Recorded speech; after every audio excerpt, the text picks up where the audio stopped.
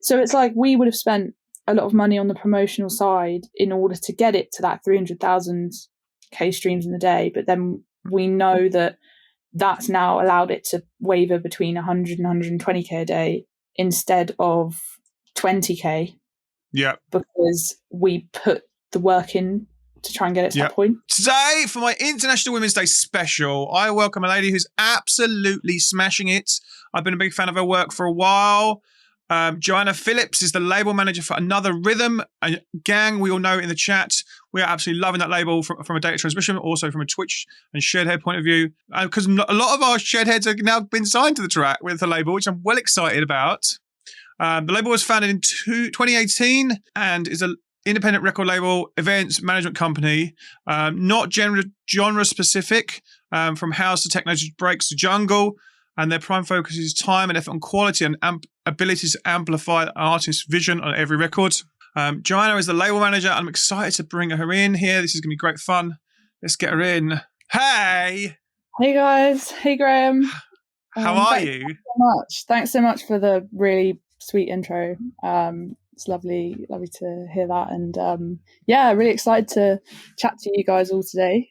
How is your day going? Happy International Women's Day to you. Thank you. It's been good. I've been handling some bits on socials on Another Rhythm and our other label, The Other Songs, which so we've just done a little post, just kind of like a big up to all of the women that we work with, DJs, producers and stuff. So yeah, it's kind of been quite a busy start today and probably will be throughout the week, I guess. Epic. Before we get into the kind of everything about you and your day-to-day job, we always start with a bit of silly. We always start, which I don't know where we started with this. It's been a part of these streams for probably almost 2 years. Obviously, it's lunchtime here in the UK, and we're big fans of a meal deal. And those kind of meal deals that are like Sainsbury's, Tesco's, Co-op, one of those. We always think that people might have a go-to meal deal. I know mine is always like, or used to be like the kind of breakfast triple, a really unhealthy crisps, and maybe like one of those, you think they smoothies, which you think are super healthy, but they're really, really not because they're full of sugar. Mine's now probably turned into like a salad and a water, and definitely still a bag of Quavers because I love Quavers. So what is yours? It's funny that with meal deals, I don't know if I'm going to get cancelled for saying that I really like the new £5 meal deal option that they have opted for at Tesco. I don't know if you've seen this, but it's literally like an upgraded version where you get like a slightly nicer like main meal option. No. Which I feel like they rolled it out like last week. I know, it's mental. So you can get, so here's the thing, as to try and be a bit controversial on TikTok and to see whether we could try and make a TikTok work, I put, like way before they rolled this new meal deal thing out, I put like a Yo Sushi kind of really nice poke bowl in the meal deal section, and then went, oh my God, I can't believe they've added this to the meal deal. And then everyone in the comments was like, you just put that there, blah, blah, blah. And in reality, I was doing it so that the song that was behind that was one of our records that we were promoting at the time. It was a Future Flex rave generator record. Yeah, so I tried to do that, and it went to like over 100K views because people were commenting about, like, it created some controversy. To answer your original question, and not including the brand new meal deal option, I would say probably, okay, so I like a chicken mozzarella pesto sandwich, which still sounds nice. A bit difficult, with skips. You've always got to be Skips is a great choice. They're definitely behind mine. Yeah, Quavers or Skips is a great choice. Yeah, Skips kind of brings the bougie a bit down. And then I'm always rotating my drinks between a light Ribena, an oat iced coffee thing, or a innocent invigorate green smoothie. So those are the drink options that rotate. But yeah, nice, a nice mix up. And that content idea on my days, like it's always, when it comes to that content stuff, it's always when people go, no, you've just done it on purpose, and and you just sit there laughing, going, they're really, really helping this reach. They're really helping the reach of it going because they disagree with me. Yeah. And I came up with the idea by accident because on my own personal TikTok, I tried to buy a bottle of something called Prosecco, which is non-alcoholic Prosecco. And when, yes, I've heard of it. Why is it IDing me on the like Tesco machine? and got ID'd for it, and then posted about it thinking, okay, why is this happening? And then there was an ongoing thread of people kind of arguing about the fact that there's it was like 26 or 30 different comments in one thread about the fact that it's like less than 0%, but then like apparently you everything that's non-alcoholic still has a bit of alcohol in it, or even fruit juice still has a bit of alcohol. So it's a whole ongoing thing. So yeah, the idea came from that, and then we thought, let's do some kind of weird meal deal Tesco content. But yeah, even though it's not directly related to it's basically completely irrelevant to our label or any of the releases. We just sort of thought we'd experiment a bit. I love that. And the fact that you've even done it with a meal deal, I love that. That's so cool. I can't wait to talk to you about content. I want to, because I obviously know I love content. I love making content. I know you do, and are great at it. And we definitely look at your content a lot and go, oh, that's a good idea. So I can't wait to go in depth with you on content. I thought I'd just get you to kind of give you a little intro to yourself and just tell us who you are, and then we'll get into the meat. Yeah, sure. Well, I'm Joanna, and I've been recently promoted to label manager of Another Rhythm. Prior to that, I've been a junior manager, which is kind of it's a job title that's used sort of in the industry as you kind of go junior manager and then you go senior.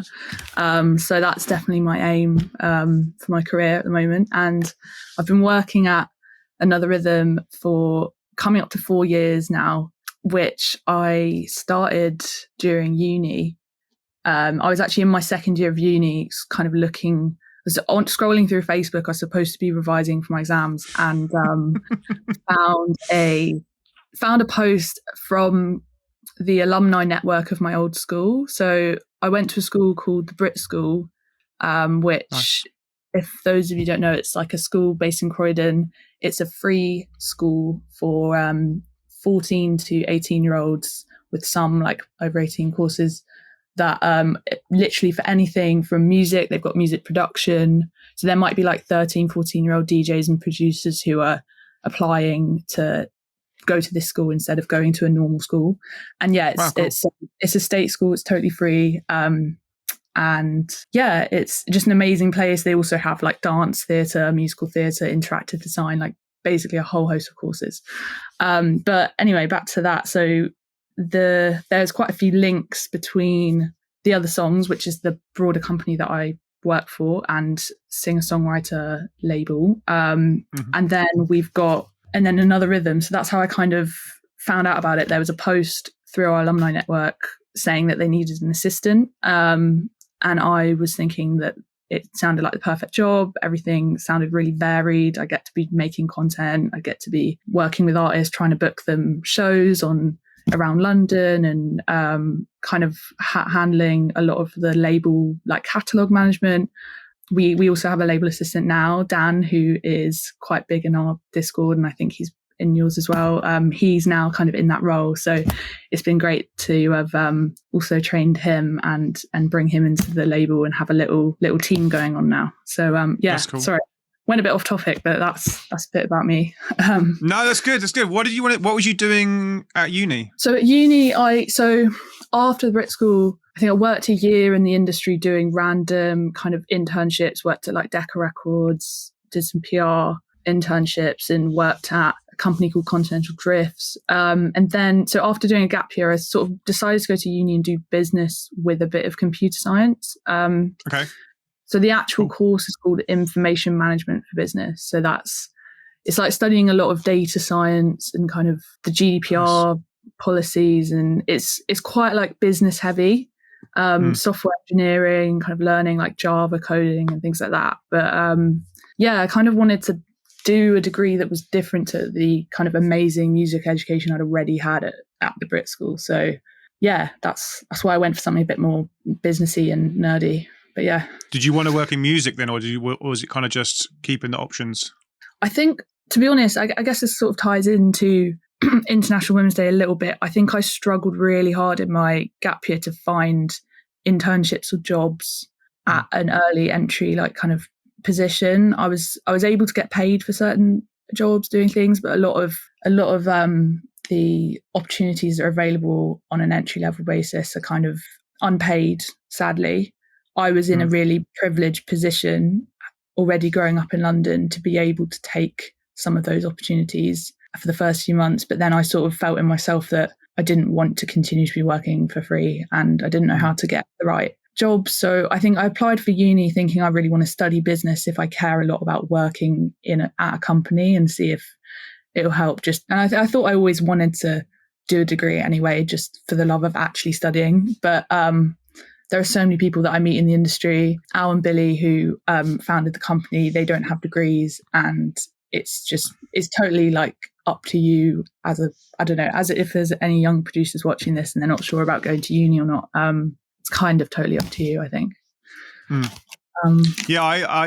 didn't finish mine. I did multimedia design, and it was in like the early noughties, literally as the internet, the first .com bubble was kind of bursting. I did multimedia design, and then got a job and just left because I was learning more in the job than I was on the degree. So I don't have one either. So we're in the club. Yeah, no, exactly. And like I think in my second year, that's why I was like hungry to get back into the industry.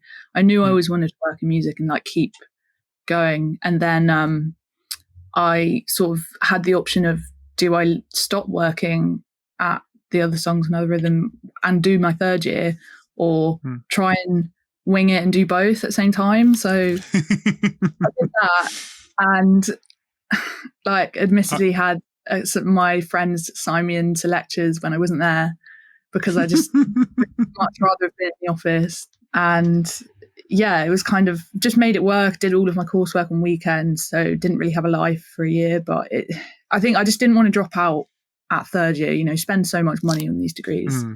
And also I think I had like a really good chance of just doing well anyway and coming out with something good. So good for the CV. Some of the knowledge that I've acquired on that degree was actually quite useful, because there's a lot of like tech related things you pick up information about. I feel like coding helps with understanding how to speak to a web design team or any kind of software designing person, or understanding how to then use other platforms like photo or video editing. But yeah. Yeah, I feel like, I agree. I think that once you've got a little bit of knowledge in certain stuff, you can get the best out of teams, which I always think is useful. So this timeline wise, you started with Another Rhythm, Other Songs 4 years ago, and you were finishing your degree around the same time, and so it's kind of 2019, 28. Yeah, I graduated 2020 and started 2019 at the company. Cool. So I'm turning 25 soon. So nice. Yeah. Great age. On that, it's a weird one, but yeah. And then when did you meet Billy and kind of them guys? You interviewed with the company, I guess, with Another Songs? Yeah, like they asked me to go for a coffee, probably like the week after I emailed over my CV. And then it was sort of they then asked me to go to one of their songwriter events, which is called The Other Songs. And that's originally how the company started. So it started as an event, and the kind of idea behind these is that it's the other songs that either haven't been cut, which means it might be songs by incredible songwriters that haven't actually been released, and they'll be performed by those songwriters. And the emphasis is more on the showing the songwriting, talking about it, and less on the performance being an incredible performance, because it could be that a songwriter isn't a vocalist, but they're just going to give it a crack and they just show what they've made. So we've had Nile Rodgers do our event. We've had Pete Bellotti, Egg White, probably loads of incredible people that are on. If you check out theothersongs.com, there's an event section, and you can see everyone that we've had on the lineup. But so they basically invited me down to one of those events, and I was thinking, like, I have no idea what to expect, and I've definitely felt quite young, and it was just interesting to see. It's basically everyone who's in the room, it's invite only to industry, so that they might also then put, that on that particular night they had a 15-year-old songwriter who was genuinely a busker that they'd seen in the street outside, put him on because they thought his song was amazing. and in the room were, publishing A&Rs, record label A&Rs, just literally from across the industry. And there's been so many deals that have happened as a result of that, people seeing people at that event. It feels like a great thing that Sophia, Al and Billy set up together to kind of just be a platform for songwriters. That's really cool. I didn't realize they did that. That's really cool. Yeah, it was something they started before the pandemic that they've kind of been working on a little bit more recently. Like our latest one was at Coco, and there's a video of Ray. I don't know if you know Ray, who nearly had a number one album, had number one with Escapism. So she's had an incredible year and start to the year. She performed Escapism in another one of her records at the last one, and it's sort of filmed in Coco on the stage. And it's just, it's incredible. It's on our YouTube. And it was a really full circle moment because Ray was in my class at the Brit School and I was able to be on our event. And it just felt like I was just really proud to kind of see that development and her to kind of have so much hype around her and to see her and it feel like she, there was no difference in who she was or us. Remember, it felt like, we were back at school again. It was really nice. That's cool. That's really cool. Oh yeah, I know Ray. I shared the number one before Christmas. Did she not? Yes, she had the number one before Christmas, and the album came out recently, about a few weeks ago. So cool. Yeah. Okay, and then, like you said, just recently you've been made label manager. I think we can have a little thing for it. We can have a little round of applause. Congrats. Thank you. No, it feels great. To sort of be in that position and I'm just excited about what we can do now together as a company and what we have going this year. So yeah. I thought we'd talk about kind of what your day to day looks like a little bit and just kind of and then we can sort of dig into some specifics and then we'll get into content for sure. Mm-hmm. So how's your week look? How's your day look? How's it all kind of, where do you kind of break your time up and how do you manage your time? Because you must have a lot of projects going on at the same time. I manage my time with this exact notebook that I have right here. But it's kind of between me, Billy and Dan, who I mentioned earlier as well. We sort of handle it's a lot of kind of like release scheduling, management, deciding promotional teams that we might want to use on records. Looking at digital marketing more closely is something we're focusing on at the moment. And it's kind of planning ahead and making sure that there's an element of like dotting the I's, crossing the T's and making everything run like a smooth ship. And then trying to come up with ideas on releases of ways that we can do things slightly differently, making sure that we're reaching the right people. What type of club promotion service are we using? Are we trying to grow our own? We're also trying to grow a little bit our in-house like radio plugging, which Dan is focusing on. So it's kind of, I'd say as a week on Monday's our most hectic day. We kind of have company label meetings. So that will be across the whole company. So there's 7 of us and we have there's about 8 different companies, 3 or 4 of which are kind of actively running on a day-to-day basis. So in the same office, we all discuss what each of the companies are doing in a very prompt 1-hour meeting. And then we have, throughout the week, we have meetings with our distributor, Label Works. We have kind of more a breakout, another rhythm style meeting. We kind of discuss, there's sort of, we also then on Mondays like report on our releases. So if there's any records in particular that we can see that there's been spikes over the weekend, when you look at your stats, you're most likely to see stats on like Friday or Saturday being like a key streaming peak day. It just tends to be how platforms work, especially on Spotify. And then kind of like reporting on that information, looking at any kind of key radio play that might have come in over the weekend and just making sure all of the teams are aware of it. And something that's like really important to remember is like when you bring on a promotional team to a record, like it's a club or a radio plugger, you might have different ones in different territories depending on who the record is by or what market it's suited to.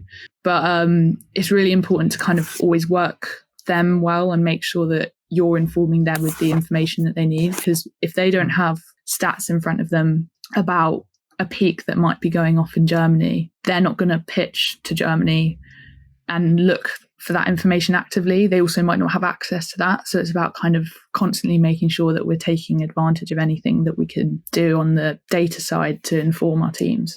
But yeah. So yeah, that's super interesting. Yeah, from our own levels, it's the data bit is knowing your numbers is so important. Which is, as you were just saying, it's like, and that's super interesting. You go super in depth with it, which I guess we need to do from our end. But it sounds like I guess you picked up a bit of that from your business thing as well, from your business degree as well, though. Yeah. Well, to be honest, I think Billy actually showed us a lot of how to do it, and also some marketing advisors that we've had. We've worked with a guy called Mark Butler who had advised me a lot on how to like put reports together. And yeah, Billy used to work at Warner Records, and every Friday during the Specialist Radio 1 shows, he would Shazam at the start and the end of every track that was being played, and then write it down and kind of make a note of the Shazam peaks he was seeing. And then he would have an idea of how good a peak was or not, and how reactive a record was based on literally the start and the end of the track. And because you can see when you Shazam, it will show you how many Shazams you get that there have been on a record. If you Shazam at the start of the track, if you then Shazam at the very end, if you're lucky, I think you can see that there might be a jump of a few hundred. So essentially, yeah, Billy used to do that and kind of keep hold of the data. And then I think that got him in a mindset of really getting into data and encouraging us to do that. So yeah. Wow, that's killer. So Shazam at the start, and he was doing that for every record on a radio show. I honestly think that for like it must have been like a good year that he was working at Warner. He was doing this. I think he did it for every record on a show, like Friday and I think it was all of Friday's like Specialist Radio 1 shows. So shit. I'm like, I was amazed at the amount of like effort that has gone into that. And I think it just helped inform him of how much, because it tells you really how reactive, for example, the UK public are to certain sounds of records.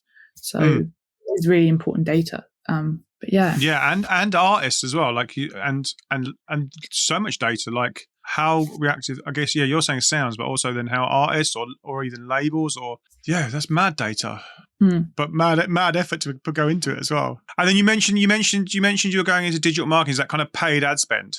No, actually. So working with someone called Jacob Burns, who is a marketing advisor, and he's I actually had a call with him this morning. Just kind of what we're looking at is organic content and kind of building content pillars, if you would, on an artist by artist basis. So and he's got like an incredible sort of deck that when he originally showed us, we've been learning so much from him only since the start of February. I think we started working with him, only a few weeks really. Wow.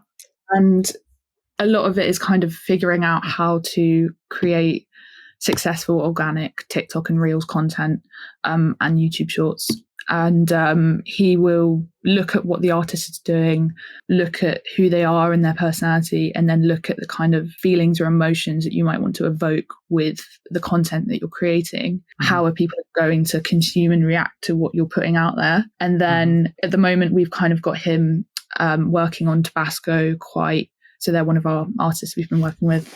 He's working on them as more of a focus. So he's looking at content pillars so he's got like 4 different areas that might be something that they might post every so often. Like, for example, the lad's called Tibasko, and then there's Tibasko Sauce, which is spelled slightly differently. It's kind of creating content that this might be done once or twice a month. And then that coupled with some studio jams, are they going to be doing content that's maybe it's like a playlist on SoundCloud of their bootlegs or edits that they play out live, and then like showing them doing a quick CDJ transition mix of something that they'd be doing live. So like a quick short video. And then what happens is the idea is that the guys will shoot that content themselves, put it into the platform, be it TikTok, and use the kind of native editing things that you have on there. And then they would then send it to Jacob, and Jacob will look at it and go, I think that you need to shorten this section of the video because this will help with the retention. So for example, this probably goes for anyone on here who's wanting to film content of themselves doing, maybe it's like a studio jam, or like maybe you're playing a record and the record's you're about to get to the drop. If you were to do that 3 seconds before and engage and be lively in the video, you're more likely to get more engagement than doing 20 seconds and not get to that drop part quick enough. So yes, that's one kind of like key point from him, is that because of people's like attention spans, if you're going to be posting a piece of content that has a drop in it anyway, people are less likely to, because you're reaching open users, you're kind of openly posting to TikTok without your followers really seeing it. You're kind of trying to engage them as quickly as possible and understand their attention span. So we're kind of looking on a really like granular video by video basis what to be posting. So yeah.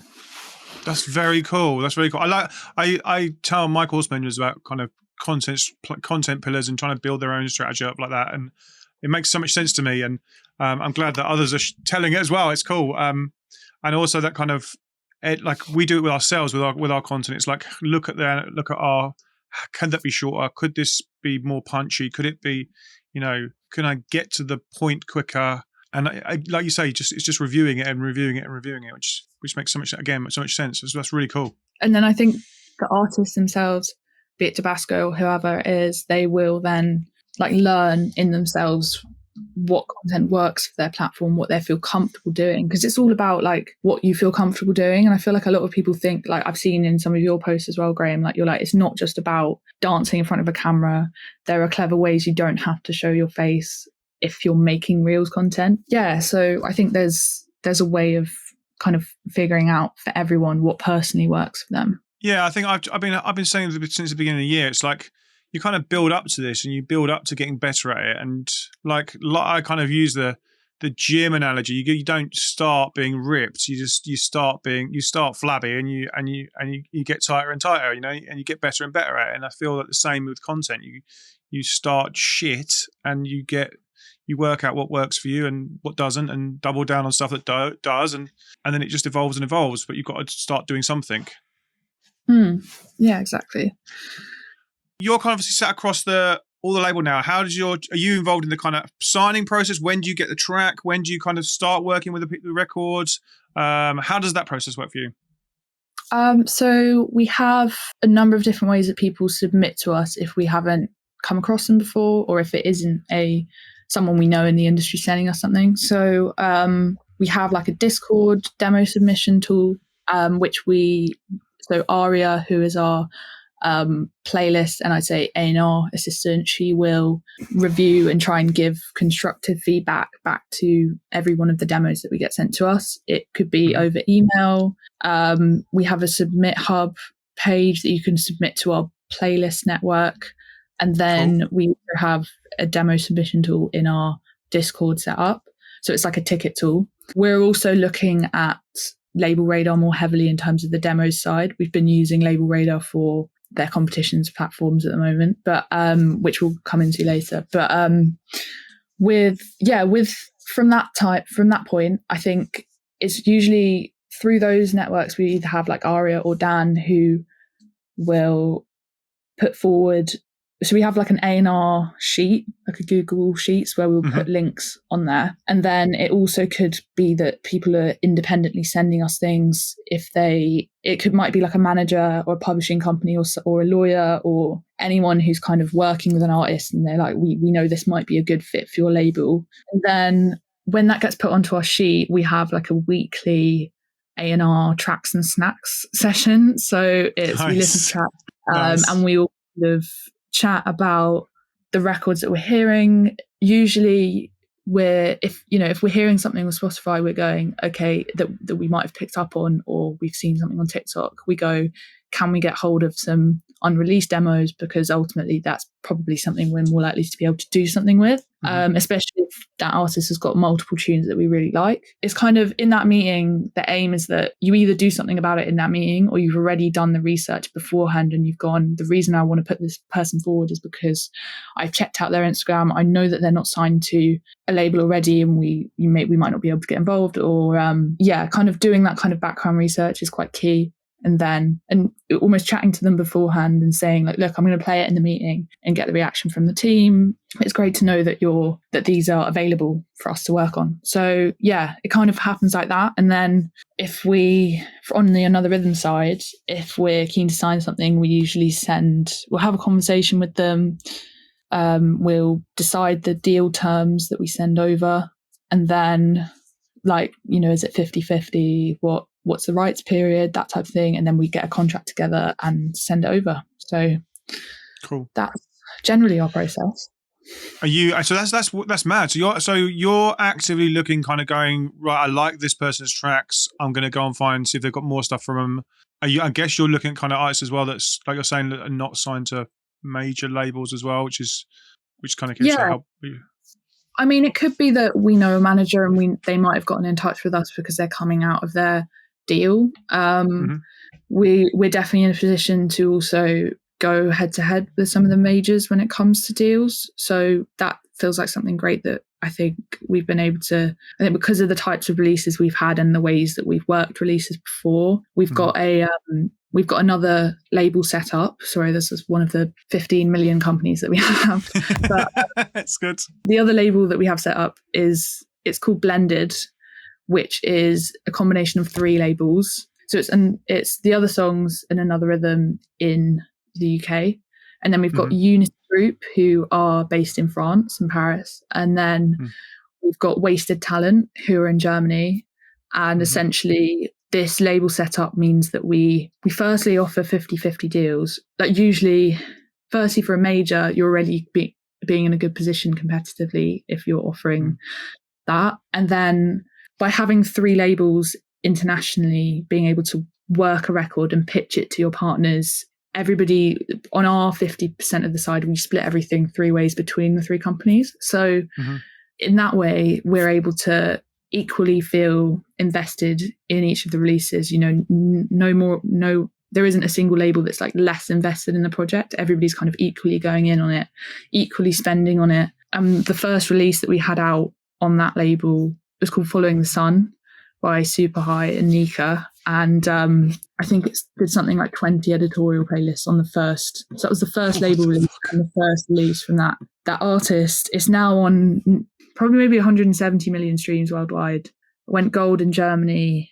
and Australia. It's been quite high up the charts over, I know it was over what would have been winter for us, so summer for us. So there's kind of like a label set up there that it is mental, and it's kind of like quite a clever way to set up labels in terms of just making sure that you're working, because you'd rather all 3 of you go in and try and have a hit like that, because it helps all 3 of you in conversations. It means you can compete for things than kind of have one label. And we prefer it to doing license deals on a territory basis, because if we have worldwide and then we are to license one territory to one other label, I feel like because they only have that country as their skin in the game, it kind of, I don't know how invested they're able to be, but I feel like by having 3 labels that have worldwide rights and have an equal share of it, everybody feels like each one of those labels has its own teams internationally. Sometimes they bring on a US partner. So yeah, no, it's great. Yeah, if an artist is signed to a major and they're not otherwise coming out of their deal soon, then it is difficult. There is probably not much we can do in terms of working with them. Are you backed by a major? Are you an independent or a major? No, we're totally independent. We have a publishing side of the company called The Other Songs Publishing, which is administered by Cobalt, which that's totally different to having, well, firstly, that's Cobalt. And then, yeah, we're not at all kind of like funded or backed by a major on the label side. That's cool. That must be really nice. Cool. Okay. And then how do you identify marketability of artists that you're going to sign? It could be, literally It can be literally anything from, I think it's hard. I think you might come across an artist who might not have quite cracked how to use their social media platforms. It tends to be digital marketability that is something that you're able to pick up on. If someone's got quite an infectious personality, maybe they seem like they walk into a room and they're quite extroverted and have got something about them, I think there's a way of drawing that out and working well on a platform. But that isn't to say that if someone is more introverted, that they wouldn't be able to perform or be marketable. I think it's about figuring out your own personal humor on a platform. But yeah, so I've recently started working with an artist and presenter, DJ, producer called Meg McHugh. So I am managing her on the side outside of Another Rhythm. And she's a presenter on Capital Dance and Weekender, which is kind of syndicated on the main station as well. And essentially she started a TikTok.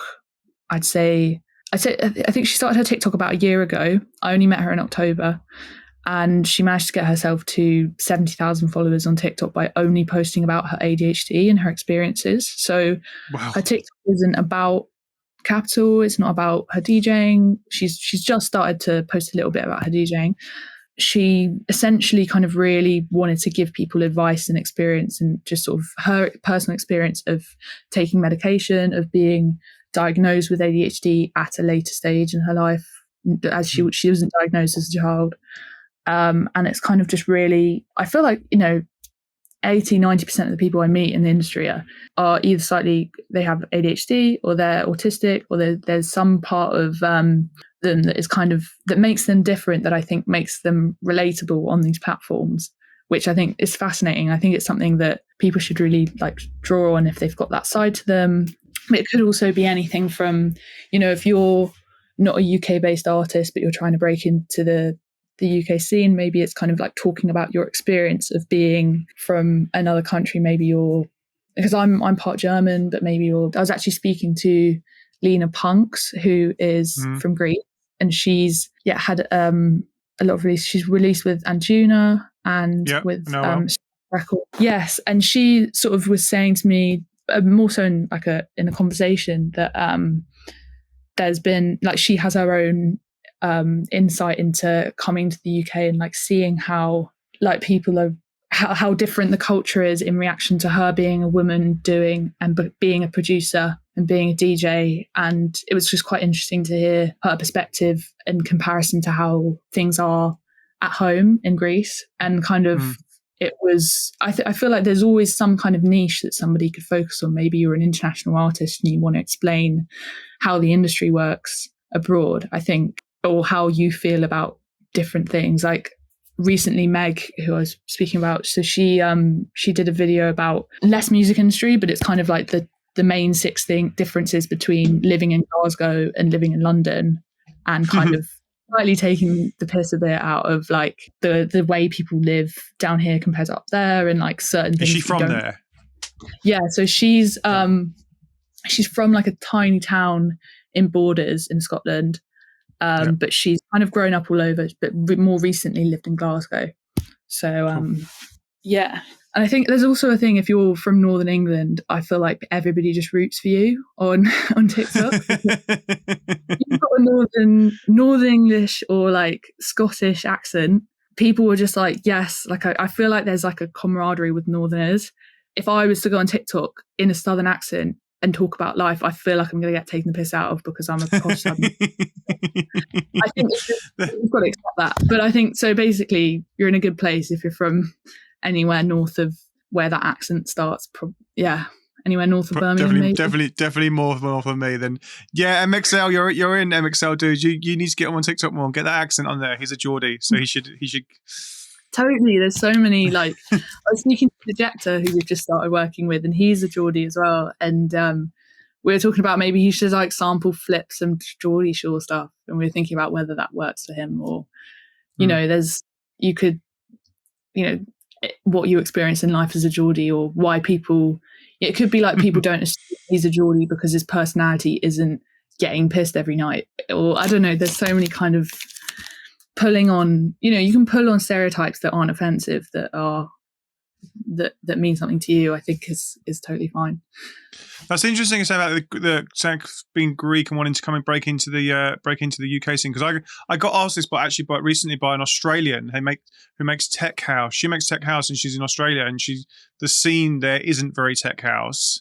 She was kind of going, how do I break into the UK scene from being so far away, because the sound I make is literally here. And it was like, shit. So I'd be interested to see what Lena's done from a kind of being in different towns, different places as well. Yeah, definitely. I was just thinking about what the answer to that question. I thought you were going to ask me that question. I'm like, gosh. Yeah, got it. You go for it. I honestly think like it's a hard one, where even if you were to say she was to start posting on TikTok, you're most likely to be discovered by people in your country where your phone number is registered to. So maybe I'd advise getting a UK phone number, setting up a TikTok account, and attempting to break into the tech house, or kind of a phone number from any country that has a large tech house scene.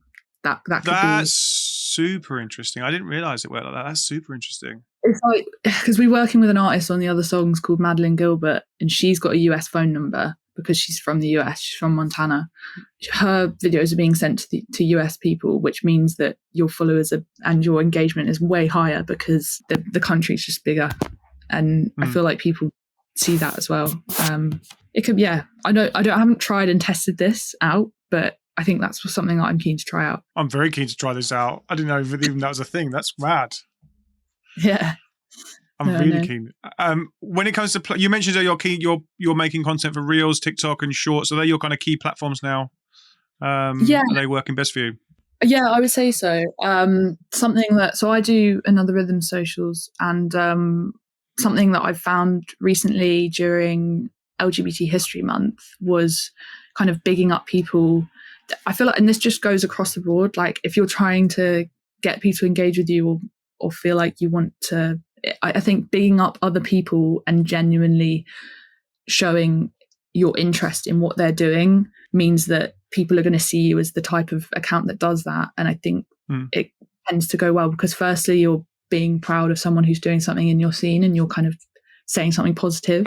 And then secondly, I guess if those people are feel really happy that you've included them in something, then it kind of goes both ways. It's just like a great vibe. So I've recently been doing Reels content for, I think I did like top 5 LGBT trailblazers.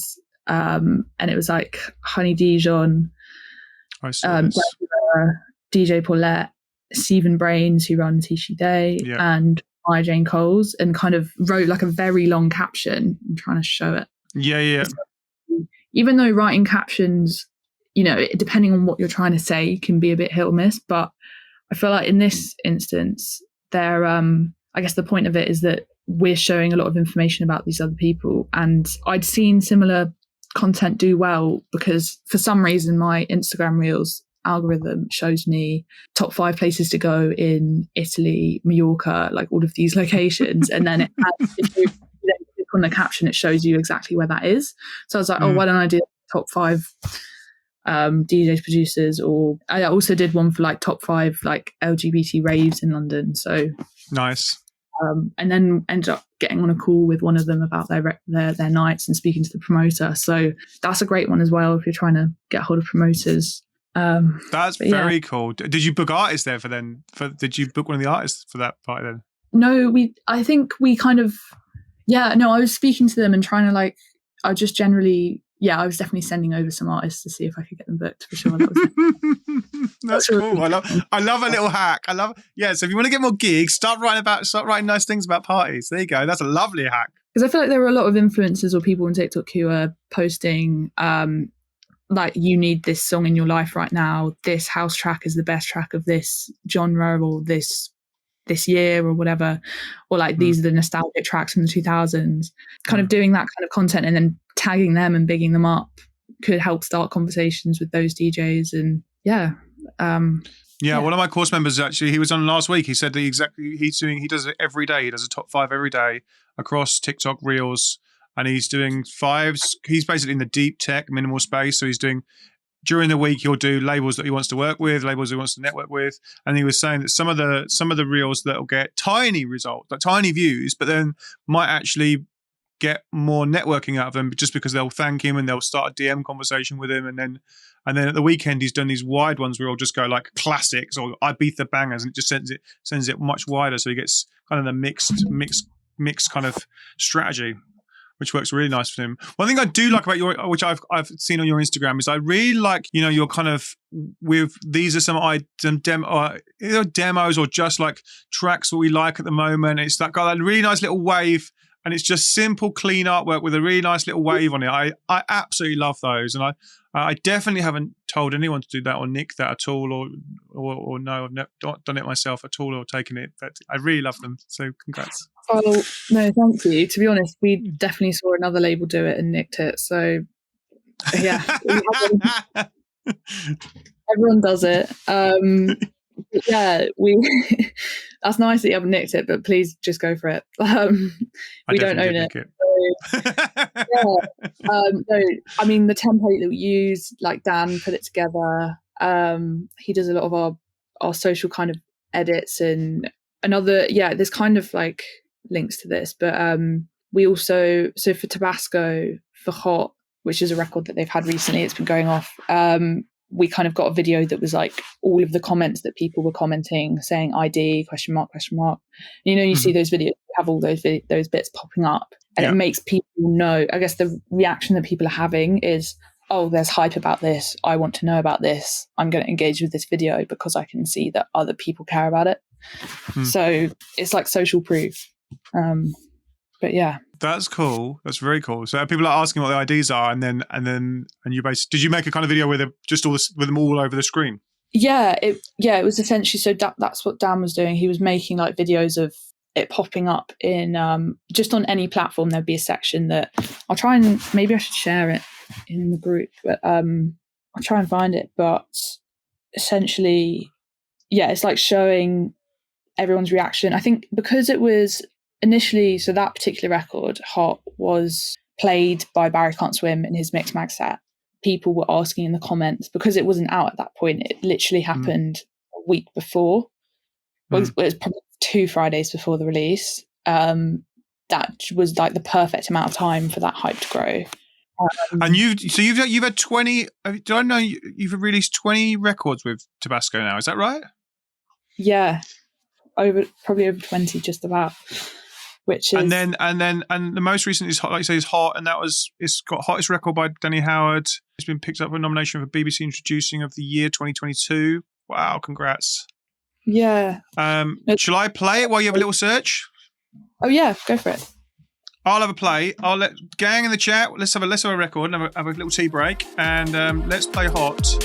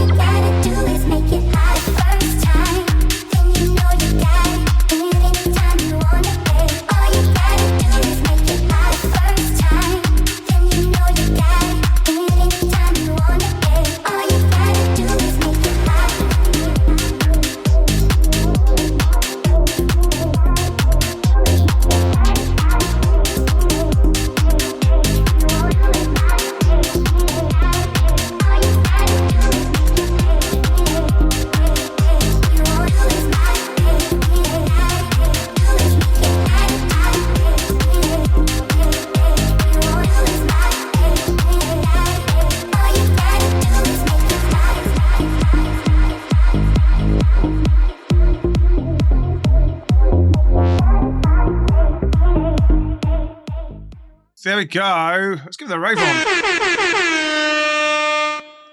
So that came out end of last year? Came out on the 18th of November last year. I don't remember every date, but that one. And there was a load of hype around that. How did you build the hype around it? A lot of it comes down to what the effort that Tibasko have put into their entire, like all the releases that we put out with them in the past. We started working with them nearly 4 years ago, and they've put everything, like the first release we actually put out with them was more tech house sounding, which probably sounds mental if you think about, like they had an EP out last year which was very, like a lot more kind of headsy. underground, I'd say, melodic house and techno leaning, and their tracks have been played. So for the past year, they had like a track called Isolate that's been played by John Hopkins at Arcadia, at Glastonbury. It was played by Bonobo about 3 or 4 times in his sets.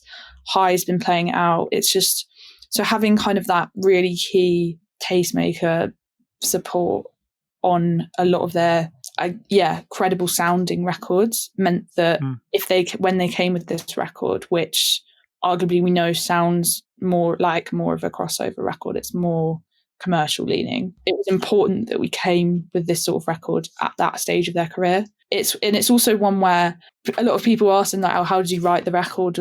And they honestly, the answer is that their session got cancelled when they were on tour in the US and they just had like a few hours spare.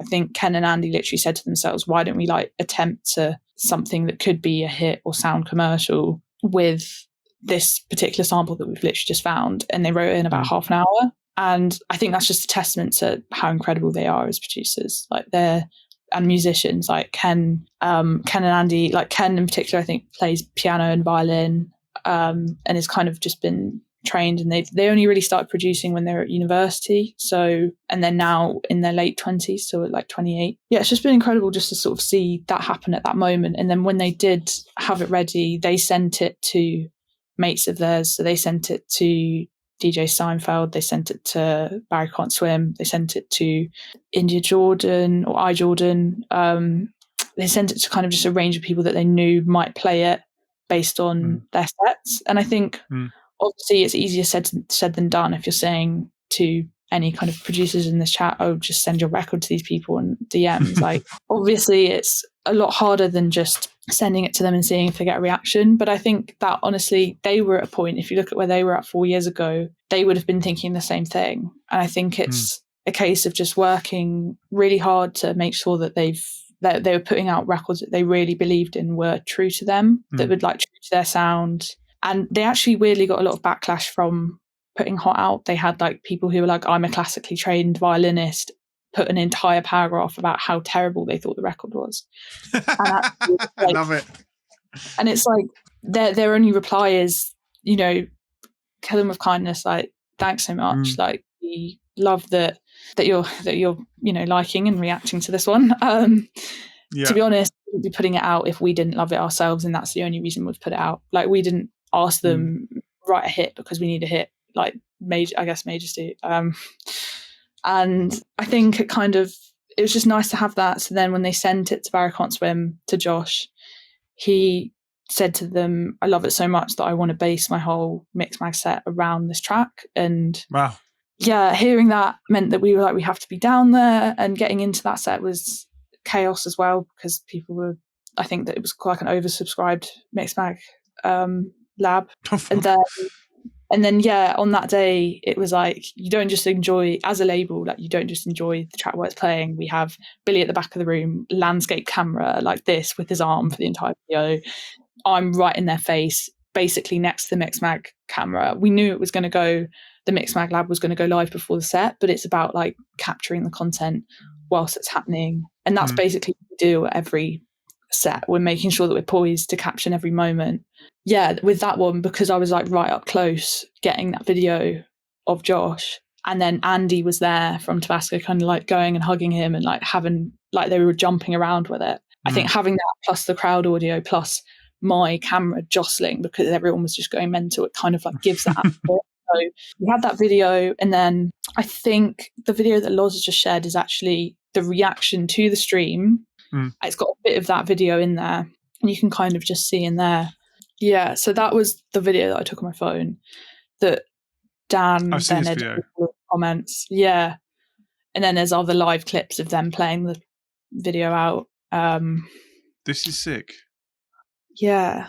And then the night before, they had a release night party, which was actually like an EP launch party that just happened to be the night before the next single out, which it was one of those ones where it was an industry night, and Thursday nights tends to be like a popular industry night. So we had I think we were in competition with like another not in competition, but we knew there was another Defected night going on, and there was like another event going on, but it was just so like rewarding to see that it felt like everyone had come down to theirs.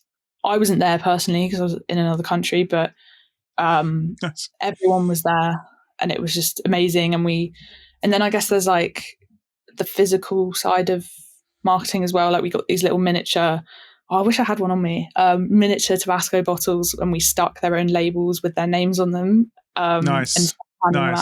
We also personally mailed those to all of the Radio 1 producers and Capital and Kiss producers and presenters in the week beforehand, just to see if, just pure bribery. Nice. Pure bribery. It's fine. Unashamedly, but just pure bribery. Hilarious. And I was actually concerned that I didn't get there in time for the post, so I went. I cycled on a line bike to BBC Broadcasting House. I wasn't on the list for anything. Like I didn't have any access to the building, but I was like, please, can I just leave a letter for this person? They know they're going to get it. And like most of them knew they were receiving this, so it's okay. I wouldn't recommend turning up with anything bigger than a tiny sauce bottle. I went into the BBC Broadcasting like mail room, and they scan, like they airport security scan all of their mail. Wow. And, of course, because it's the BBC. Yeah, because I mean, there's been all sorts of it's a difficult political scares and things like that, like terrorism. But it was funny because the guy like put the bottles through the scanner, and then he's like, "So what are in these little bottles then? Is it cyanide? What are you trying to do?" And I was just like, it's just and I was like really careful not to say hot sauce in case they thought that was a weapon, because it was like hot and chilly, and just sauce. But I think I remember hearing from one of the producers that it was still on their desk, and they would go around the office trying to ask for more of it because they really liked Tabasco sauce. So then we sent them some more of it. So nice. I mean, it's a classic like old school promo tactic that people would send, merch and things like that. I love it. I love that. I literally was discussing this with someone the other day about you kind of think that content has to be. It makes content by going the old school route. Like this, one of my members, he was like, my track's called "My Name Is Bob," and I was like, why don't you go and make some of those like stickers that are just, "My name is," and then just write Bob on them all, and then go to a party and stick them on everyone and make some content out of it, and just go old school with it, because you'll probably get more fun content that you just wouldn't get anywhere else. Yeah, I like that idea. Like, I feel like I love anything that's old school and physical, because I think there are fun physical things that you can do. Like Jacob, our marketing advisor, like he's been trying to work with some new clients, and he didn't know anyone necessarily at the companies he was trying to work with, because he's a freelancer. He can like work with obviously whoever he wants. He sent them a cake. He found like their name on LinkedIn, found the name of like a marketing manager at the company, and sent them a cake that was like, "Hi, you don't know me, but I have sent you a random cake in the mail." And it was like, let's 10 minutes. And then if you're literally receiving a cake in the mail, you're probably going to want to speak to that person. So I love it. Hide the USB in the cake. Yeah, hide the USB in the cake. Yeah, let's do it. Yeah, I've had a producer send me like a little bottle of gin and their USB with their tunes on, which I really liked, and liked the tunes as well. So that's good. Nice. I like it. And then let's have another record. Like in 2022, you signed Raffa FL's Ritmo, which has gone on to become a global hit, amassing 70 million streams. Shit the bed, and certified platinum status. So I know you've just released the edit, which is from Hugo. Yeah, I thought we could play the original and then I'll play the edit, if that's cool. Yeah, that would make sense. Solo porque estoy sufriendo, colegiala de mi amor.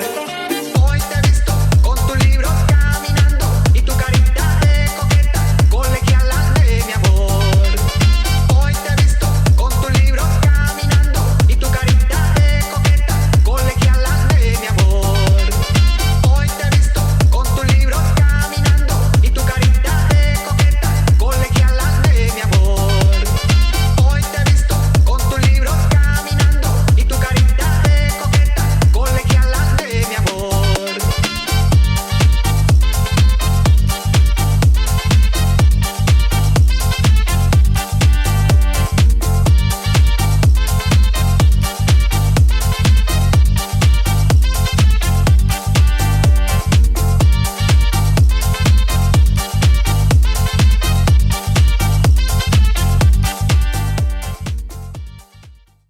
we go. So that's the original.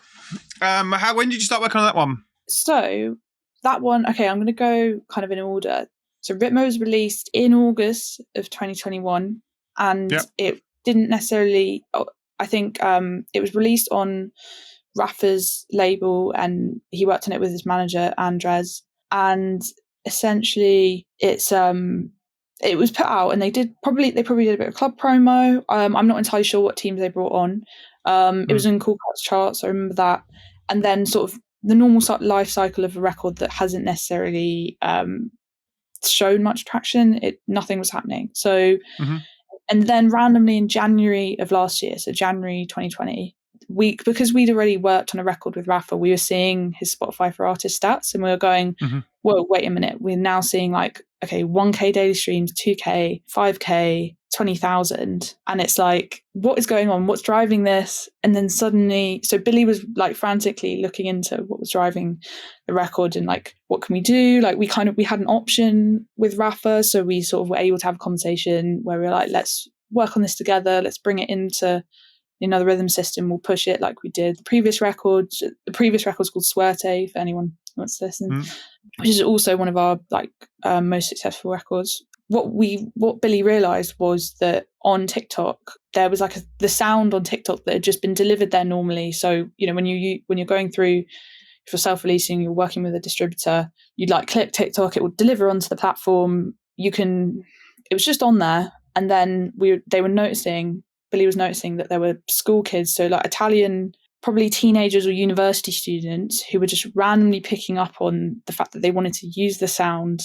We couldn't see what had driven it or what type of content necessarily, but they were sort of starting to make their own dances, dressing up in the craziest costumes, doing multiple versions of they were each using the same song multiple times on their platforms. And it was almost something that was going around the schools in Italy. So for a bit of background, so Raffa's Italian. I don't think that necessarily is a link as to why it was then going off in Italy, but I think this previous version of the song, so it's a sample, it's a Spanish speaking sample, so the language is Spanish. I think there was a previous successful version in Italy, and then we were like, right, what do we need to do to, firstly we needed to just make sure it was in our system, so we did what we call is licensing it. So we licensed it and it came into our label system. And then we were like, right, we need to start firing off, working with different promo companies. Can we grow what's happening on TikTok, and can we make sure that it grows into other markets that are Spanish speaking because of the sample? That would make sense. So we tried to get influencers in surrounding countries and South America on board.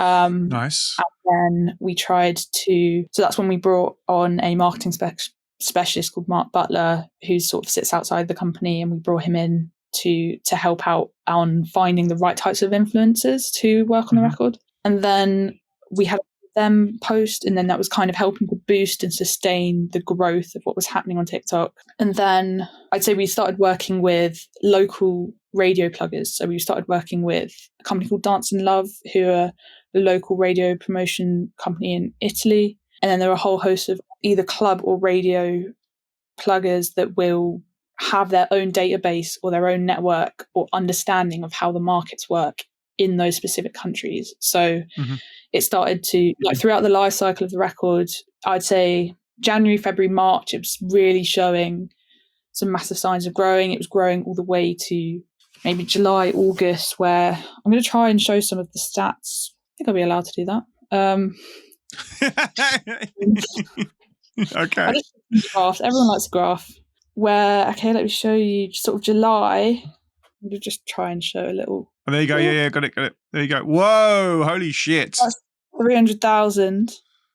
And then you see that little peak over here? Yeah. That is 31st of December. So anyone who's seen peaks happening on New Year's Eve, that's why. It's because everyone's playing it at parties. So it peaked to 230k that day. So that's streams. Is that Spotify? Yeah.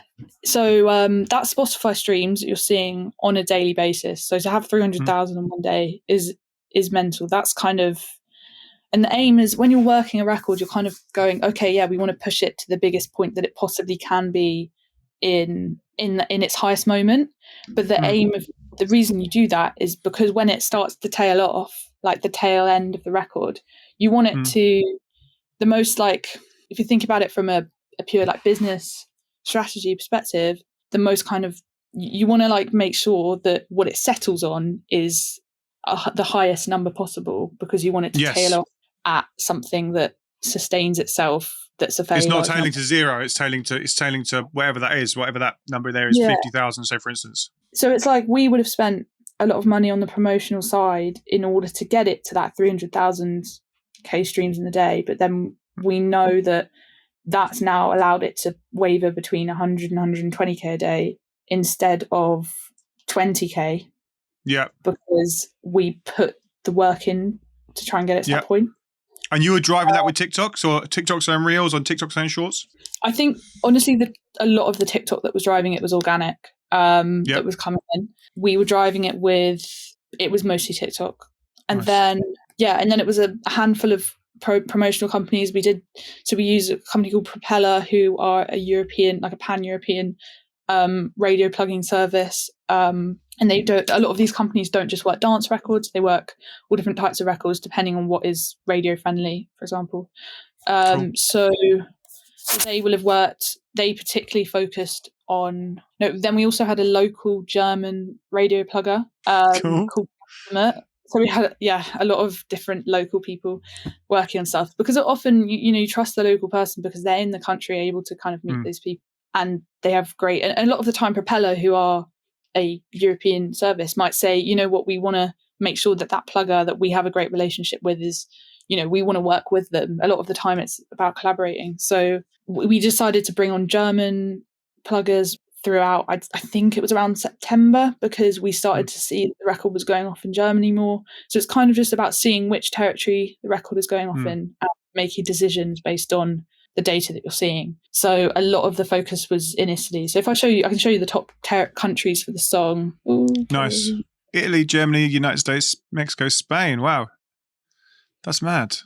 Yeah. How did you find managing all those people along that process? Extremely hectic, and I feel like it wasn't it was my responsibility to do the reports on a weekly basis to make sure that we were collecting in information from them and sending them out all of the streaming information that they needed. And for me, like, that was a really big part of like my learning of knowing how to make reports, write reports really well and kind of show the key information. And Mark Butler, who kind of came in, he was helping on the reporting side, and it was sort of his responsibility to kind of push each of the pluggers with more information. So we quite often see sort of graphs that are being sent to them that was information that they would want to see. And then Billy as well was working a lot on kind of, and I was able to like observe and like see, okay, if they're showing this person this information at this time, a lot of it is making the plugger feel like they've also, that their effort is firstly like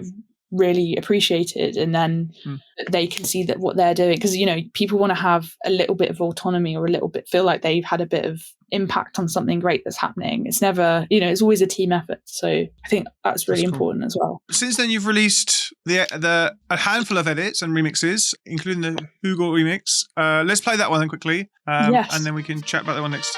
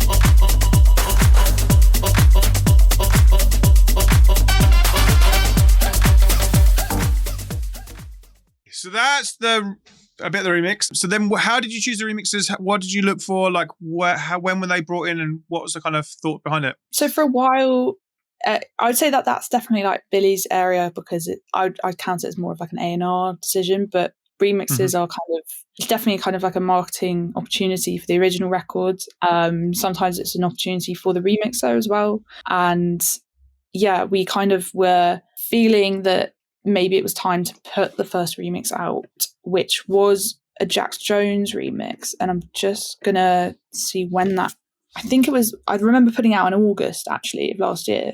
Okay. So that's quite close to the release. You said. Oh no, sorry. So that would have been an entire year after the original. Oh release. wow. Okay. Yeah. Because we're 2020. Yeah. So yeah. Go. Sorry. Yeah, and I feel like with January, because we started working the record in January onwards, it felt like a record that happened last year. So it very much felt like, even though it come out 6 months before it, that's how we were working it. And with Jax Jones remix, I mean, with that one, it's definitely a marketing opportunity for us, because we're immediately getting plugged into his monthly listeners. He was like willing to be on board on the social media side, so he did like a collaborative reel with Raffa FL. He also just really loved his like own remix of it, so he was playing it out at Boardmasters. He was just, I think it kind of, for him as well, I think it kind of gave compared to his other releases, it was like a credible sounding record and remix that it was kind of gave him a point of difference from what he was doing. So yeah, I think it was great in that sense. And then we put I'm just trying to remember which order all of the remixes came out in. But that Hugel was in February, it says here. Yes. And then Jax Jones remix, and then we had a Document 1 remix, which they're very much in that drum and bass jungle scene, and it was kind of put out. And I can't pick favourites. I love that one. Can't pick favourites, but I want that. That's the best one. No, I just love what they did with it. It was just so epic, and it got a lot of radio support. Putting that out, basically, with the decision to put that one out is like it's so different to the original. And I think when we're thinking about remixes, like we're thinking about remixes for Hawt at the moment, and we're trying to make sure that there's a different sound or a different reason why. So if we're gonna do a different sounding record, it's to try and appeal to that particular scene, to get DJs to play it out there. It kind of tends to be the main reason that we do them. And then we have the Skeleton. All of the chat have just gone, I'm available to remix that track. Oh, I've just scrolled down in the messages. Oh, I love that. Well, in terms of remixes, like we definitely want to be doing more of this, like more remix competitions, more mix competitions in the Another Rhythm Discord server. So if anyone is interested, we will be doing more of those very soon. But yeah, so then around the same time, I was speaking to the Label Radar guys about their kind of competition portal part of their platform. So for anyone who doesn't use Label Radar, it's broadly a submission tool for sending your records to labels, but it's got about 150,000 producers on the platform, which is incredible. You can, from the label side, you can search by genre, you can search into all of the artists that are on there, and you can also have stuff submitted to you based on what people know is appropriate to come out on that, what's the best thing to send to that label. And then so we were using the platform as a kind of like as a remix opportunity, and we had some prizes on there, and Skeleton Keys was our winner. So yay! You want to play that one? I'll play that one. Yes, Skeleton Keys, let's play yours. He's one of our original shitheads. Let's play this now.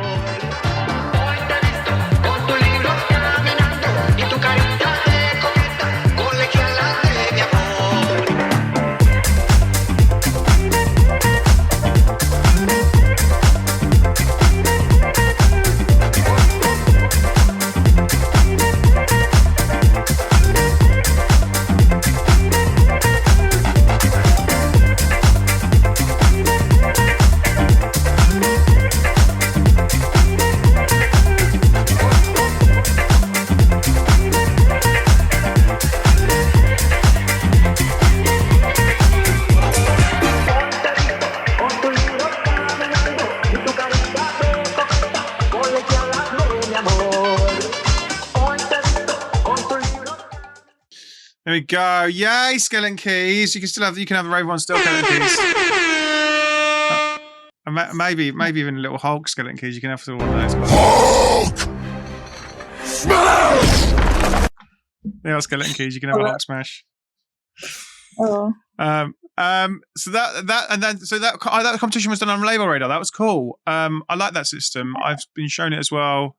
Like a lot of people are moving over to it. It's interesting. Yeah, and I think they're developing a lot. They've just been acquired by Beatport probably in about March last year. So yeah, I think they've been developing it a lot and kind of working on them with a system that will sort of help. I think they've also got a distribution platform called Amp Suite that they've just acquired, so which have been around as well. And I think it would sort of help any producers who want to go all the way from using Label Radar, being signed or self-releasing. I'm not sure if Amp Suite does self-releasing, but I get the impression that they're probably going to do a whole thing to being a Beatport. It feels like it's going in that direction. You get the feeling with Amp Suite that they're going to be the only place you can self-distribute to Beatport, because I know a lot of places don't, and it's one of the things that bugbears that a lot of self-releasing dance music producers can't do is self-release to Beatport. So you kind of get that they'll just be that platform that can, and you have to use their platform. Yeah, we have we work with a distributor called Jonathan Waller. He's Strike Force. I'm sure you I know him. Yeah. He self-delivers to Beatport. So yeah, I feel very privileged to be using that service. That's cool. But yeah. And then from a company point of view, another of them has helped develop some of the UK's most talented emerging artists, including Amy L, who I'm sure you know I absolutely love what she does. We actually dug into her social media on Friday as one of our Friday streams. We actually dig into artists' social media and kind of look what they're doing across all their platforms. And we did her last Friday, so that was timed nicely.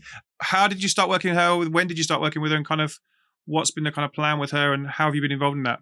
Well, so Billy actually reached out to her, I think either on Instagram or TikTok from we definitely have been working with her for at least 2 years, and I'm just thinking that he reached out to her December, like maybe 6 months into when I'd started working at the company. So quite early on for us. And I think he just really liked a lot of the demos that she was kind of writing and putting together, and we were sort of helping put in some sessions and things. And then I think lockdown probably hit a couple of months into chatting to her, and then sort of Billy was managing her and kind of giving her some advice. And I think Amy's got like a very sort of natural drive, and sort of quite incredibly started posting regularly on TikTok.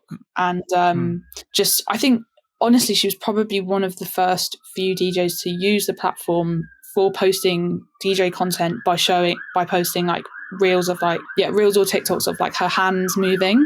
So reels hadn't even really started at the time. I think reels was slowly starting to get used maybe a couple of months into when she started that.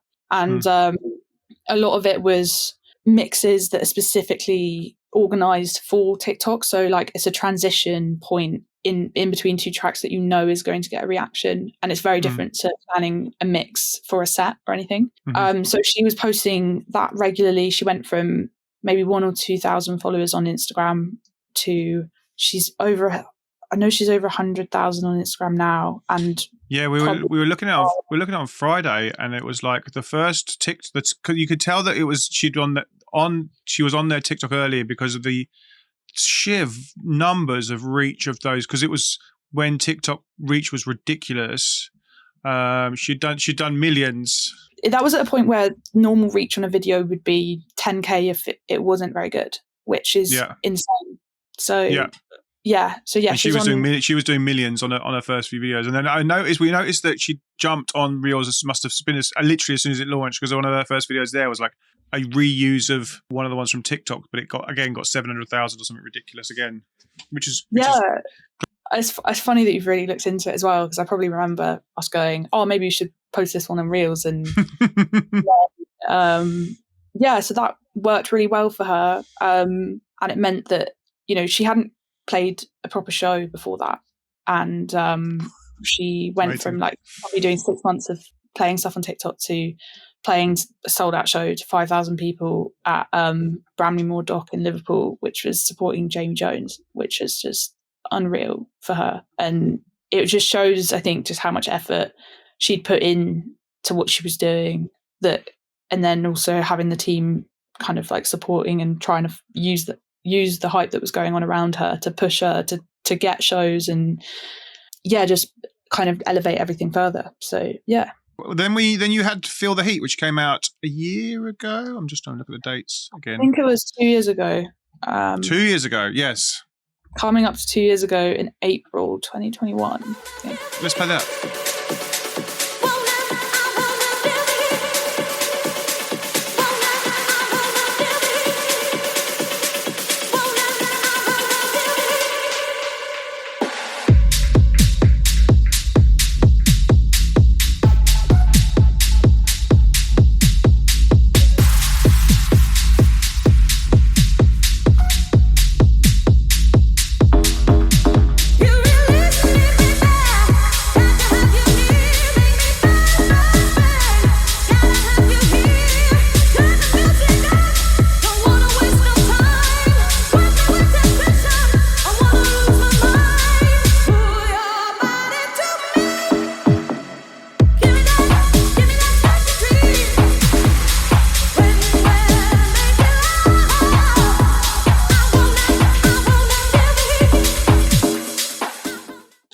There we go. Wow, 4 a.m. vibes. I love that record. No, it's a wicked record. And I think for us on the label, it sounded really different to anything that we probably put out. So Amy was inspired by kind of listening to old like Kathy Brown records in the car, I think, and sort of heard that sample and just gone, oh, I'm going to make a tune with it. And then she did. And yeah. Nice. How did you support that with from a kind of label's point of view, from a content point of view? Were you pushing TikTok? Were you pushing Reels? Do you remember the kind of campaigns around records? I can't quite remember exactly what she would have been. In terms of content, I think she probably had it handled. Like she knew that, oh, okay, I'm going to use the track in this particular video. She also did a lot of, particularly in lockdown, she did a lot of live streams. So, and it would kind of be like live streams in her kitchen or like with her family on like Christmas Eve. I think she did one Christmas Eve. I think she literally did a 6-hour live stream and just kept going, and all the vibes were going off at home. So just kind of loved it. Yeah, and I think at the time she had a really great like narrative for a music video that she'd worked on with her sister Louise, and we were normally like as a label like doing long form content and putting investment into a music video. Firstly, like you don't know if it's necessarily going to work on a platform. Longer video content for a while, like there's been a move away from that, and because of everyone's short attention span. So we really want to know if the narrative is strong enough on its own, and if we can make sure that we can do it within a budget that isn't a few $100,000, because realistically, like that's crazy money. And majors will spend that on a lot of massive artists. But even then, it's kind of, to get a video to be that quality, or the quality of an idea. Like if you've got an idea where you're like, oh, I want to do 10 people running down a sand dune and it's got like people having gladiator fights and dogs running everywhere. I don't know why it's in my mind, but that's that's probably like a combination of like 5 different video briefs. Yeah. That sounds quite cool though. What track were you hearing when you were thinking about gladiator video? No, I was honestly thinking about we had a version of a cover of Who Let the Dogs Out that we were working on the Blended label that we spoke about. And I think Billy had come up with an idea for video that was having influencers like being chased by dogs. Right, that makes sense. That makes more sense. Sand dunes in Dubai, or maybe I added the sand dunes in Dubai. I don't know. But the point is that costs a lot of money, especially if you're getting new people in the video. So that wasn't anywhere remotely near what we did for this. So the idea that Amy and Louise had was like to have a dancer kind of like working with a camera, moving a camera, pushing a camera around, and like you're seeing the heat, you're seeing the energy off that person's skin, so, and kind of like the sweat and everything, so it's kind of the emotion of that, and that as a concept is probably easier to shoot well than there's a house party and then this person does this and this person's acting, and because then the minute you try and do acting, it's going to look shit unless you get real actors in it. So there's been a lot of trial and error on videos, and this one in particular I'll send it over to Loz, but it's a dancer called Joshua Winter, and it was filmed by Theo Batteram and his team, and they essentially, we used the there's a club in the basement in our offices at 180 Strand, and we were just able to kind of use this quite industrial looking room that sort of had some bits like metal panels on the wall, and it kind of was literally just Josh dancing. And yeah, the emotion in it and the way it's captured is definitely like, it was an amazing day that day, and it was just incredible to work on that and work with those creatives on it. That's cool. But yeah, that was definitely a focus for content around it, but I think that was probably more of I think for her and what she put into her project and for her stage in her artist project, it definitely felt like the right move for her to have a video that looked professional, that was sleek and also quite simple. And it gave another talking point for something that inspired her. So I think in that particular instance, it made sense to do it. I guess the content is like, when you're saying long form videos can be expensive. It's got to make sense. It's just as part of the whole narrative of the release and then marketing. No, exactly. It's International Women's Day today, and I hear you have your own women's and non-binary WhatsApp group, which is 250 execs, gatekeepers, radio presenters, DSP editors, promo companies, managers, labels in dance music. How did that come about? Why did you form it? And tell us about it. It sounds cool. Yeah, so I set up this WhatsApp group a year ago, and essentially, like, a friend of mine had gone through a bit of a tough time with one of her bosses not treating her very well. And at the time, to be honest, we didn't really know each other. She was a girl that I'd met once in a meeting, and she came to me and was like, I don't know any other women in the industry, and I don't know who else to talk to, but do you mind if I talk to you about this? And I was like, yeah, of course. And she talked to me about what she'd been going through at the time, and I tried sort of my best to advise her, but to be honest, it just made me really angry. And I was thinking, what is the best way for me to use this energy and this anger towards what has happened to her? Maybe I'll set up a WhatsApp group so that if any, especially young people in the industry, young women and non-binary people in the industry, if they feel at all that they're isolated, that this maybe WhatsApp group would be a place for them to feel like they can meet other women and non-binary people. And it was kind of actually just set up with like maybe 20 or 30 of my mates that then got shared around. So there was like 40 or 50 people in the chat when I did the first like pub drinks, which is literally just a pub around the corner from our office. And you literally just go to the pub. There's no agenda, nothing. It's just women, non-binary people at the pub. And it's quite funny because the pub itself is like, we're quite near the Royal Courts of Justice. So there were a lot of like lawyers in suits in this pub. I think there were maybe like 5 blokes at the pub, and then suddenly this like group of like 40 women just walk in, and they're just like, what on earth is going on? Which is, it was great. It was nice, and it's great to have. And I think it's important to have a place where people can feel, if they do at all for whatever reason feel isolated, that they can speak in there. And I feel like that applies to men as well. I think that having someone to speak to and confide in, depending on what you're going through, is really important. So I think it was just trying to give other women and non-binary people access to that. So yeah, that's very cool. I love the pub drinks. That's cool. Thanks. How often are you doing those? That's cool. Well, we did one at the pub, and then I did one at IMS, which is nice. Music Summit, which is a conference in Ibiza. Did one did a couple in the summer. I think I did one at ADE, and then one just after ADE, and just before. So I think we've had like probably 5 in London in the past year. Did one in January just gone as well. And over that time, the group's just kind of grown to 250 people. And my friend, the reason that I set it up for, she inspired me to set it up.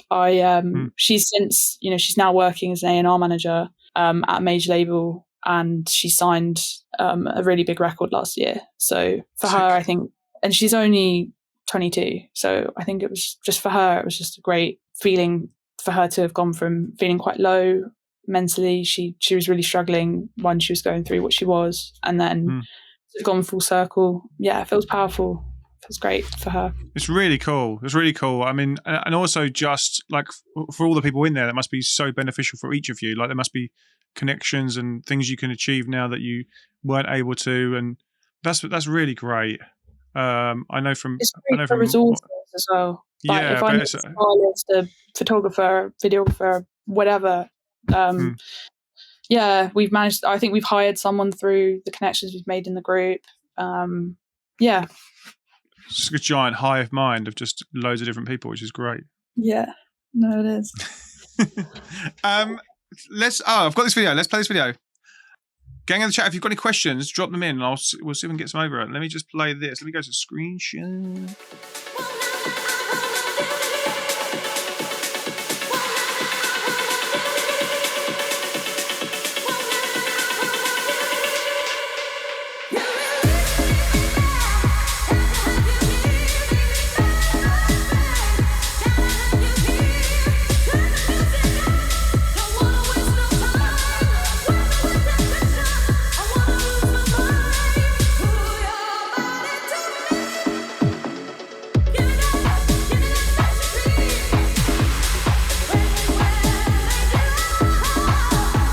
That's really cool. Oh man, that's really cool. I love that space. Yeah. That's so good. No, it's wicked. I'm really happy that was what came out of the shoot, and proud of the guys who worked on it creatively. So yeah. And then what have you got coming up this year? There's a new record at the moment which I absolutely adore. The Mason and the Masonettes that came out last Friday. Yeah. I absolutely love that record. It's incredible. Yes. Thank you for covering it as well. For writing some coverage on it, which is appreciate that. Yeah, it's a lovely record. I know that I'm cautious that I'm going to give away things I'm not meant to for this year. We have, I don't know how much I can talk about certain things coming up, but just lots of really exciting, some more Tibasko. Yes, I'm just thinking we're working on a record with Charlie Boone as well, which is coming out end of this month. We've got a Fallon record out on Friday, which if anyone's in our Discord, we've just shared it early, shared the downloads to the WAVs and stuff for anyone who's a Fallon fan. I'm Very concerned cool. that I give too much away about anything. Yeah. And then finally, obviously, music is how do you spend your downtime? What do you do outside of music? What do you like doing? I spend my downtime managing another artist, Meg McHugh.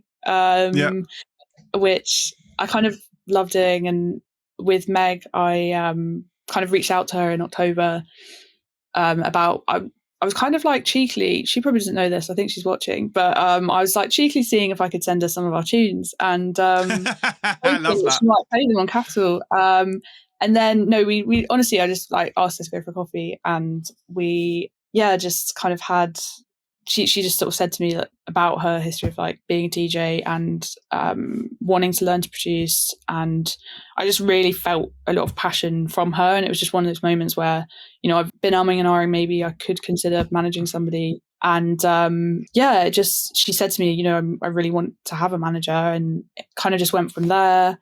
And then we've kind of been working together about 6 weeks quite like solidly, so that's cool. I'm really excited about her year. She just did a Capital dance, like it was one of the first kind of like live on air in the mix, so like mixing live streams that they've done on Capital Dance, so that is, you can watch that back on Global Player as well. But then actually, how do I spend my downtime? Well, me and my girlfriend recently did some painting, did some Bob Ross painting tutorials. Does that make me sound really boring? No, I love that. Loved it. I mean, I just feel like doing something creative that is quite chilled actually makes you feel relaxed, and then you realise, I don't know, it's just like a nice way of spending time doing something that isn't lying around watching TV, which I also love doing. Yeah. and then going to other shows, going to networking events. Is that downtime? I don't know. I think we just love, going along to things and just being with the family, with the artist teams. I feel like I said to Billy the other day, I feel like I've seen him every Saturday or Sunday recently. which is nice. We sort of joke about it. I think it's really nice. Like on Sunday, Tibasko had like a rave in a burrito shop, in like a Mexican food shop in their hometown in Hitchin. And it's just really nice to have, like half of the team turn up, even though it's out of London. We'll get the train and kind of go and, just sort of there, take content. And yeah, no, it's great. I love the painting. I like drawing my daughter. It's good fun. And it's it definitely is relaxing for sure. You just kind of get into the painting and drawing. It's nice to just not you frees your mind a little bit and just kind of relaxes you loads when you don't even realize you're just sitting and painting. It's lovely. Yeah, no, definitely. Wicked.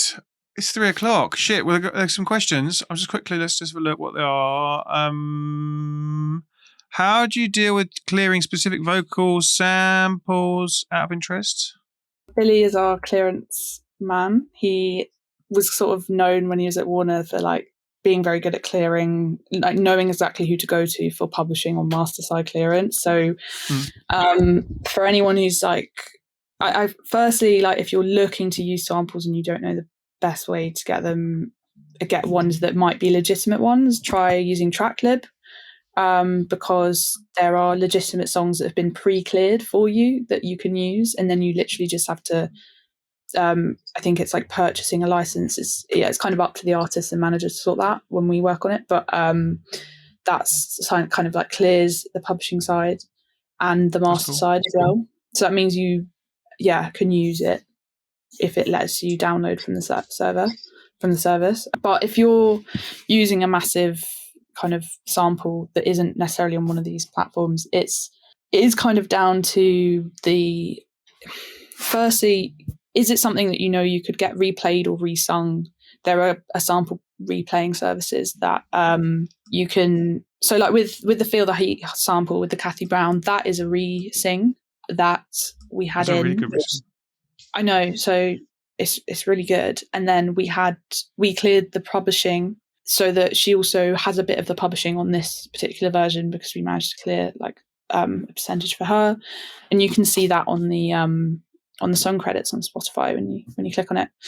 But yeah, there are obviously some particular records where if you get a re-sing in, or you're listening to it and it's like, gosh, it must be impossible to get something that has the original beauty of that sample. So yeah, that's how you go about it. Publishing clearance is very key. Especially if your record is going off. You don't want to annoy the original rights holders at all. If you do put something out as a cover, though, then I think that is considered fair use. And therefore, if you call it the same name as the original record and then you say that it's a cover and you kind of register it as a cover on PRS, then as long as you used a re-sing, then that is kind of, you're attributing it as a cover to that person who wrote the original record. You're giving up your potential for having any publishing there. Joanna Phillips, thank you so much for being here, and thank you for doing this. Thanks so much, Graham. I really appreciate it. It's been great. It's great to have to see everyone's like what everyone's been saying in the chat, and thank you so much. Have a great year, and have a lovely International Women's Day, and I will see you very soon. Yes, I'll see you soon. If you found this interview interesting, consider giving it a like and a comment. It helps with the YouTube algorithm, and let me know your biggest takeaway below. Don't forget to follow me on Twitch. I'm back on Mondays, Wednesdays, and Fridays, and you can check out the schedule from the link below as well to see who's coming up in my interview series. I'll see you in the next Twitch stream or the next YouTube video. I'll see you soon. Bye.